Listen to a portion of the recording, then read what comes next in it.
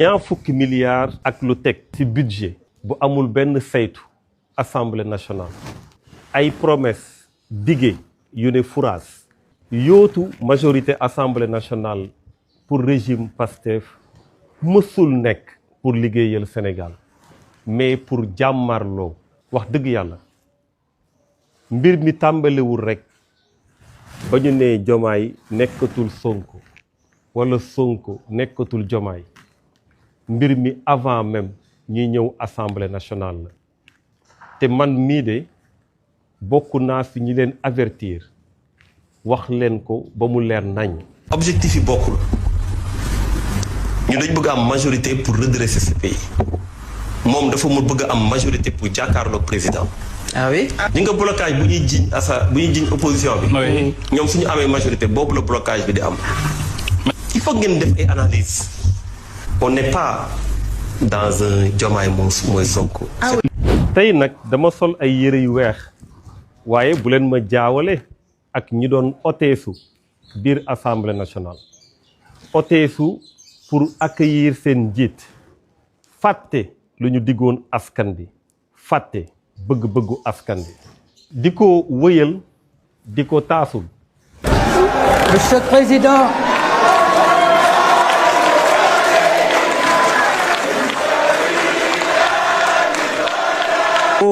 Oye, oyaye, bile jambe diala.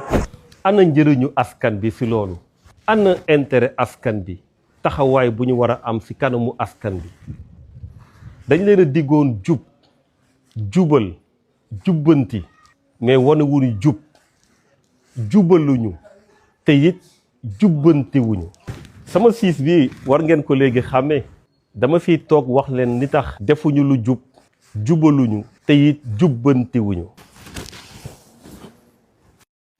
jub jubal jubbanti balaa ngay jub ak jubal day fekk liñ la dénk nga mën ko saytu assemblée nationale budget bi mu ngi toll plus de 20 milliards de francs CFA waaye budget boobu si misaal dafa mel nii rek beneen fonds politique la si yeneen fonds politique yi ngeen di dégg boobu ba léegi ndax biir assemblée nationale cour des comptes du fa dugg OFNAC du fa dugg IGE du fa dugg benn organe de contrôle du fa dugg benn mécanisme de contrôle la ñu am muy mécanisme interne jaarale ko ci commission comptabilité et contrôle commission comptabilité et contrôle boobu dafa war a def rapport jébbal ko assemblée nationale ci début session bu ne commission boobu dafa war a am l'état des recettes et des dépenses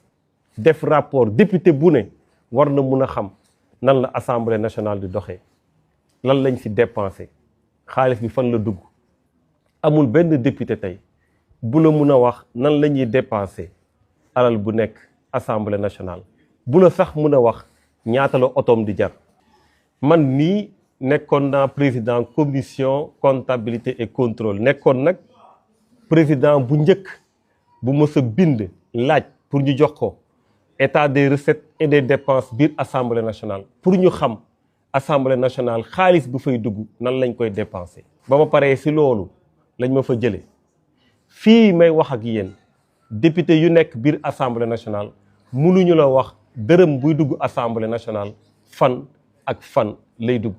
plus de 20 milliards de francs CFA lu ëpp ñaari fukki milliards ci suñu koppar. ana jub ana jubal diggoon nañ ñu tamit jubbanti ba sax am na ay loi yu ñu njëkk a wax ne yooyu moom suñu toogee bokk na suñuy njëkk a wote bokk na ci loi d'amnistie maanaam jëli fi loi bi nga xamante voté woon nañ ko pour amnistie bi daal di dugg. Le 17 novembre, après avoir conquis une majorité écrasante Assemblée nationale, bokk na ci ñuy njëkk a wote wala bokk na ci ñuy voté mooy de retirer la loi d'amnistie. ba ñu toogee nag non seulement dindi wuñ ko mais dañoo def lu garaaw lu ñaaw lu doy waar lu gën a tiis lu gën a yéeme mooy dañoo jéem a setal ay nit conseil constitutionnel nee na ci considérant 31 bañ ko saisiré ci loi interprétative bi mu ne ñoom nu ñu bindee seen loi boobu dañ ci dëxëñ te su dee loi bii ñuy bind jàll na képp koo xamante ne rey na walla mu def njombe yu rëy su dee mën nañ ko lëkkale ak liberté publique walla droit démocratique su boobaa nit kooku rëcc na lu garaaw a garaaw la ñu def dindi wuñu loi bi waaye dañ see dugal luy nëbb ay nit luy protéger ay nit ñu waxoon ne dañuy jubbanti dëngal nañu ba mu tëdd ba féete seen kaw waaye conseil constitutionnel bàyyiwu leen si heureusement. mënu ko abrogé parce qu'il y a déedéet man nga doon may bëggatuma nañu génne loi d'amnistie bi ñun ñëpp ñu dem uyu ji ñun ñëpp man ak keneen dañu génne loi d'amnistie ñu gën a ragal. ba fii may wax ak yéen loi boobu mu ngi wëy ñoom seen majorité yi it mu ngi wëy maanaam majorité buñ doon laaj pour jële fi loi bi majorité bi mu ngi fi waaye it loi bi mu ngi fi loi bi tëbul majorité bi it tëbul loi boobu nag bu ñu fàtte mukk que moom moo waral Ousmane Sonko publier ci page am ne moom set na wecc moom ak le président Bassirou Diomaye Faye maanaam loi bi tax na ñoom ñu set wecc waaye ñu ngi yuuxu pour mu leer bàyyi fi loi bi ba tey mu mën leen a setal ñoom mën a setal ñeneen waa ndax bëgg nañ mu leer dige yi nag bëri na loolu suñ ko doon dajalee tey duñu fi jóge waaye dafa mel ni temps yii mbir yaa ngi bëgg a takkarnaasi lu ñu deful woon fi ñaari at yi nee nañu tey la safe ginnaaw bu Sonko nekkatul Jomaay nekkatul Sonko waaye am na lu leer nag loo xam ne ku ne mën na ko xam mooy béy ci say weewu tànk nee nañu dañuy wax ci transparence def ay commission d'enquête parlementaire loolu lu baax la waaye nañu leeral it li am assemblée nationale budget assemblée nationale nan lañ koy dépenser fàtte wu ñu aussi 1000 milliards lu ñu waxoon ne am na ci benn compte nañ ñu ko leeral ci ban compte la ak kan la. am na ñoo xam ne seen benn compte rek fekk nañ fa lu ëpp 1000 milliards seen benn compte rek. nee nañu dañuy encadrer fonds politique yi loolu tamit lu baax la waaye nañ ñu wax nan la ñuy utiliser seen fonds politique ci ñaari at yii ginnaaw ba ñu waxee dafa aram te amul it benn loi bu leen forcer ne leen da ngeen ko war a utiliser te amul benn mécanisme de contrôle. nee nañu it dañuy wax mbirum déclaration de patrimoine loolu tamit lu baax la waaye nañu déclarer seen patrimoine defoon nañ ko ci livre solution te loi bi exiger wu leen ko lan moo tax ba ñu commencé laal suñu koppar ba léegi kenn gisul seen déclaration de patrimoine te ñu mënoon ko def nag heure bu leen neexee ci anam bu leen neexee parce que benn loi terewu ko lan moo waral boobu ba léegi defuñu ko. nañu bàyyi tappale yi fii ak Jomaay mu ngi nekkoon Sonko nekkoon Jomaay ñuy raggante ay ndigg fonds politique yi di takkarnaase ñuy gis di jëllale nekk ensemble kon yii yëpp ñu bëgg a yëngal kenn du mës a gis fuñ ko yëngalee. laajul koppar laajul dara lu dul volonté politique pendant 2 ans nga ne volonté boobu dalaa réer su doon ñu ngi ànd ba léegi kon simb bii ñu bëgg a tegal duñu ko gis simb nag dara du ci dëgg. Sénégal soxlawul loolu kaaru naxaate bi romb na ba pare leer na nañ ku xool gis ku déglu dégg mu def demi-tour warul tax mu am ay client xanaa nit ku bëgg a nax boppam bëgg a naxaale Sénégal mbokku Sénégal nañu góorgóorlu nañu préparé wu ba lii gàcce gi mu bañ ñu mës a dalati. ñu génn ne loi d'amnistie bi de façon voté nañ ko ba pare ça a bénéficié à Pastef waaw léegi Pastef la bénéficié woon Pastef bëggatul bëggul wax ji jeex na kon lan moo fi jaar tëbëg ñii naan kenn mënu ko abroger parce qu'il y a déedéet man nga doon may bëggatuma nañu génne loi d'amnistie bi ñun ñëpp ñu dem uyu ji ñun ñëpp man ak keneen nañu génne loi d'amnistie ñu fi jëra ragal abroger totalement cette loi unique. Et cette loi d'amnistie, si vous voulez l'abroger, abrogez-la. Quand vous l'aurez abrogée, faites face aux conséquences. Faites face aux conséquences. Et c'est là où le peuple jugera. Et c'est là où le peuple arbitrera. Il est libre à ceux qui ont l'exercice du pouvoir. Si les gens veulent revenir sur les événements, il y a des moyens, il faut abroger la loi d'amnistie. En ce moment, les dossiers ressortent. On saura qui a fait quoi. Mais on ne peut pas accuser le président de la République qui est au sommet de la pyramide, qui a défendu la République, de dire qu'il est responsable de meurtre. De quel meurtre il est responsable? Le président a-t-il donné l'ordre à qui que ce soit d'aller tuer des jeunes? Donc c'est un récit qui est contraire à la réalité. Il est totalement en déphasage avec la réalité. Et les faits sont là.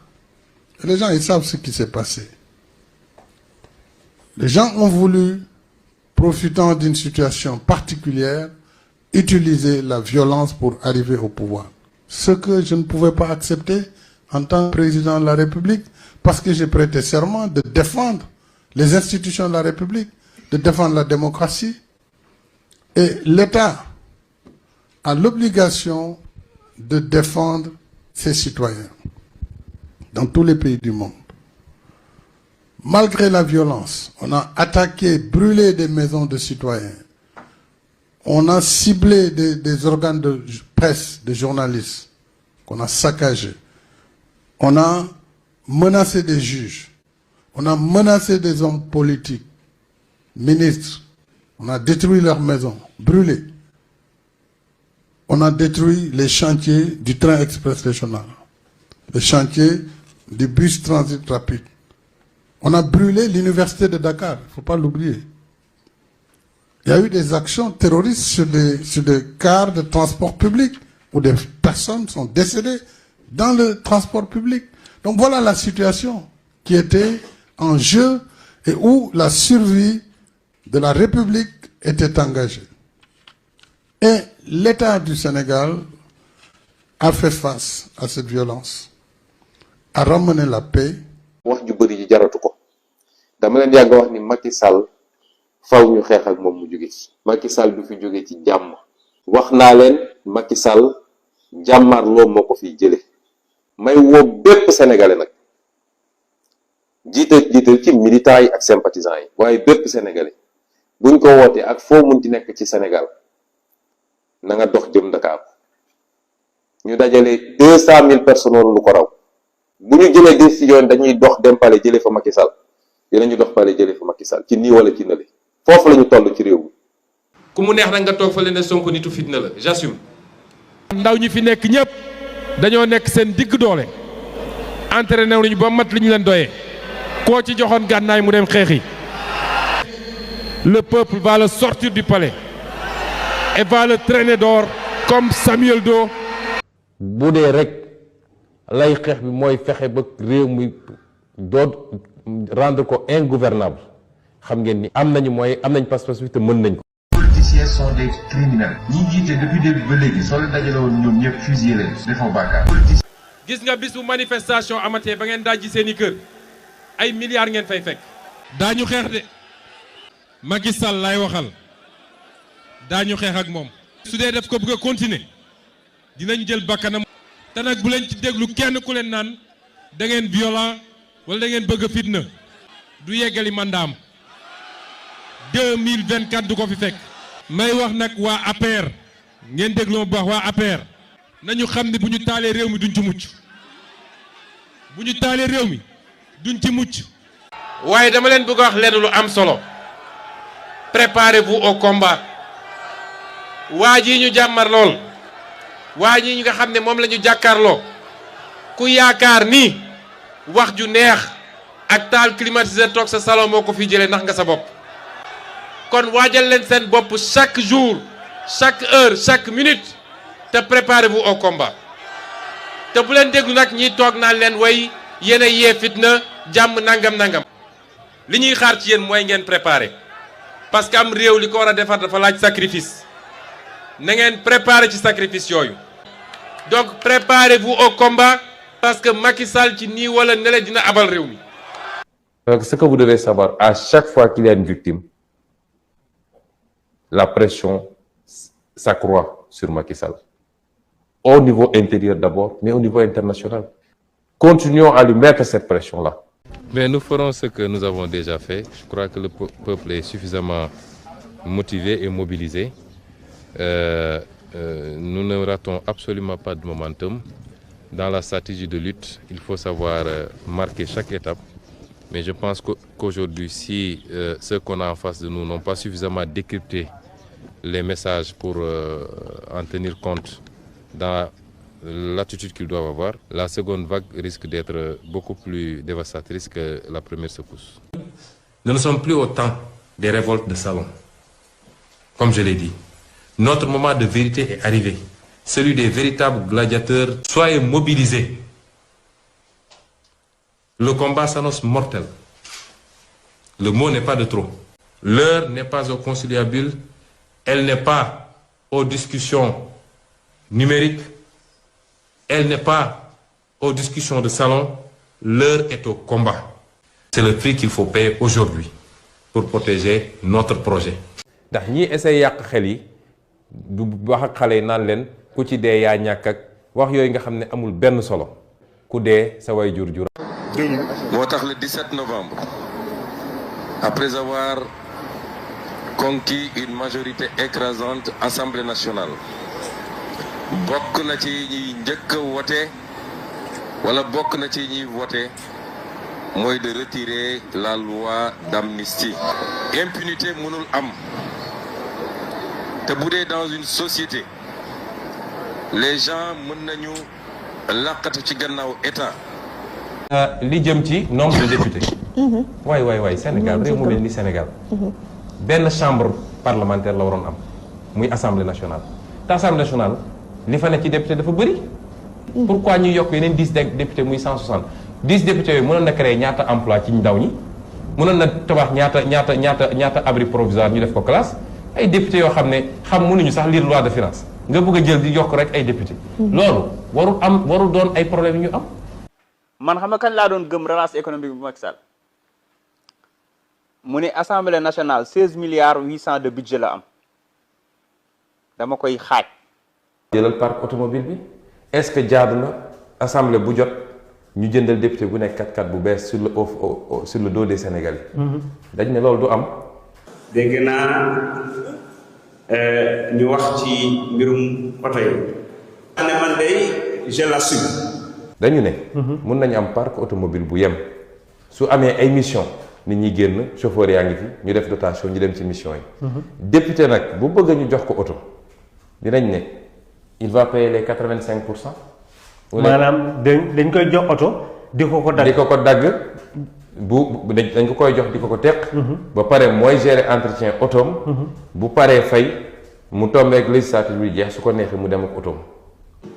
ki gagné marché bi marché boo xam ne am nga ci oto bi ñu boole ci assurance boole ci entretien. au nom de quoi ñuy jël ay oto di ko jëndal nit ñi noonu di ko jox. ne man day je l'assume.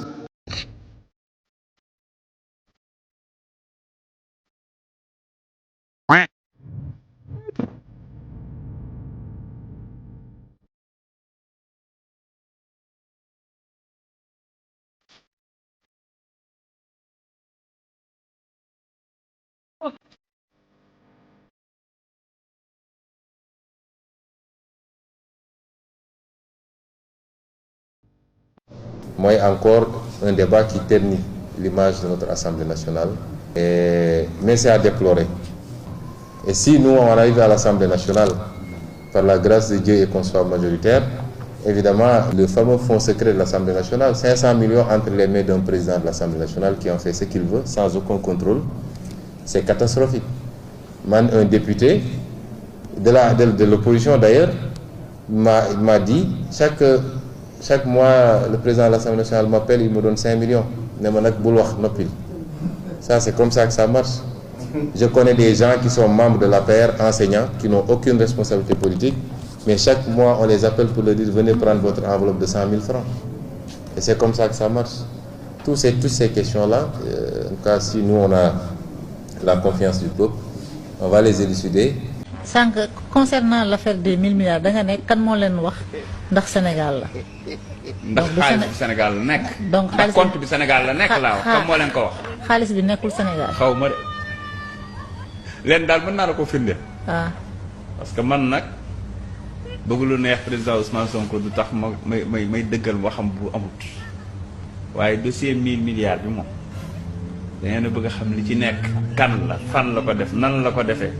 xaar leen ba élection yi jàll bañ taxawal haute cour de la justice sénégalais dinañ xam ne al mujadid avant mi nekk sax ci pouvoir bi da leen daan wax luy am ak lu ñëwagul waxuma laa nag bi mu téyelee yëf yi tout est entre ses mains parce que tout simplement léegi mu ngi au pouvoir sagam avant mi nekk pouvoir la doon xam li xew mais loolu kay waru leen jaaxal.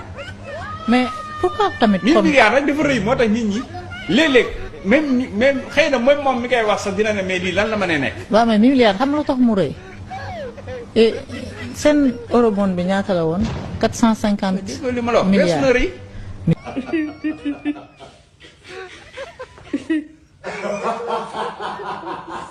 nga ne woon loolu da nga ko banaliser baaxut tey ñu jox la ko nga ko doon muuni boobu ba léegi ci suuf tey nga génn ko naan ni yow nga war a leeral. di wax ñun di ñu wax ñeneen nañ leeral ak ay jamaay nañ leeral lii ñuy def nii sénégalais yi la arrangé buñ ko jaayee ñëpp la ne ñun soxlawul loolu yëpp yow nga leeral ba pare wala yow nga def sa déclaration patrimoine yaa ngi doon toog assemblée da nga ko leeral dafa sa déclaration patrimoine ñu xam waaw mais yow nan ana ku deful say wàll ba pare di xas keneen wala nga koy wékk keneen yow yaa ngi toog boobu ba léegi bañ la falee ba léegi nguur yi la jox yëpp ci yi la jox yëpp masoo cee leeral dara tey yow yaayu accusé nit naan dañoo dafa war a leeral jamaay génnagul bu génnee waaw bu ko neexee moo xam mais yow mi toog te nekk gum ci jal bi leeralal ba pare sa bos loolu lañ bëgg nag nga wax ñu ko mais nekk di wax ju bari fii li ngay expliqué yëpp sa xar yi ngay nax rek de ñun doo ñu nax doy na arrêta Ousmane may ñu jàmm mayel Sénégal jàmm yow toujours fitna rek ci mbiru fitna rek ngay dox mayel Sénégal yi nag jàmm ñun say yëngaluñu de ñi ngay nax du ñun bu ma jógee ci loolu yow sax du ma tardé wu ci yow parce que bu may tardé wu ci yow damay mel ni man damaa fàtte ne yow yaa yi ñooñu ñoo nga xamante ne ñoom seen i wax moo poubelle baayam amul benn sens. jënd 4x4 40 millions 50 millions jox ko député dafa war a jeex ci réew mi su ñu ne dañuy jënd oto. bokk na suñuy mesure d'ailleurs dañ ne les fonds spéciaux il faut que ñu encadrer ko ay fonds secrets la il faut ñu encadrer ko mu nekk lu ñuy contrôler également. parce que am na bu ne assemblée nationale am na bu ne présidence de la république. am na leen luñ ko mën a méngale te tëj nañ fi jamono ji ab maire yooyu yëpp il faut ñu encadrer ko parce que xaalisu réew mi la impôt wu sénégalais yi la amul benn xaalisu réew boo xam ne war nañ koo teg ci loxo nit ngay président de l'Assemblée nationale te nenañ kenn du ko contrôler ku la neex nga jox nu la neexee nga utiliser ko donc loolu il faut que corps de contrôle yooyu am benn indépendance benn recul ak benn autonomie ñu génne leen du ñu doon parce que par exemple IGE dañ ne le rapport le président de la République est le seul destinataire te loolu du yoon parce que moo koy téye xool bu ko neex mu joxe bu ko neex mu téye. suñuy intoxiqué dégg naa leen ñuy wax ay fonds politique ak fonds secret ku ci am fit na dem taxaw ci télé ku ci am fit na dem taxaw ci télé ne premier ministre Ousmane Sonko man diw sangam maa ne premier ministre Ousmane Sonko am na fonds politique. xaalisu réew mi la man am naa fonds politique primature 1 milliard 770 millions de fonds politiques.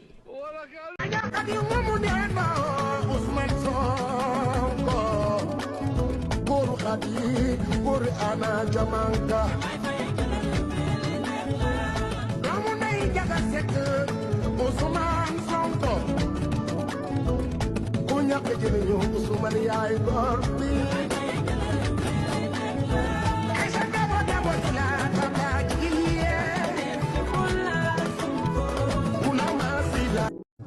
man de Ndiaga Seck tey Ousmane buñ ko doon tam dëmm man nii maay seeñu yax yi man du ma mus a lâché Ousmane Sonko dema bii tey na damay lancé appel suñuy xarit ñëpp ñi nga xam ne dañu laqatu génn leen parce que combat bi du combat Ousmane Sonko bu mu ñu gën a gore Ousmane biir Sénégal ñun ñu ne dañuy tëdd ci ruq pour lan dañuy génn defante bi luñ ci am jël te luñ ci am mooy man daal dama leen di woo yéen ñëpp ngeen jàpp ci combat bi lépp lu ñu doon jooy Ousmane Sonko fajal ñu ko tey Ousmane luy nelaw si ñun ñëpp moo yeewu ci moom gis nga yaa des milliers et des milliers de Ousmane Sonko ci biir dëkk bi moom moo gën a feeñ le rek de mais tey buñ ko faagaagalee ñu génnee keneen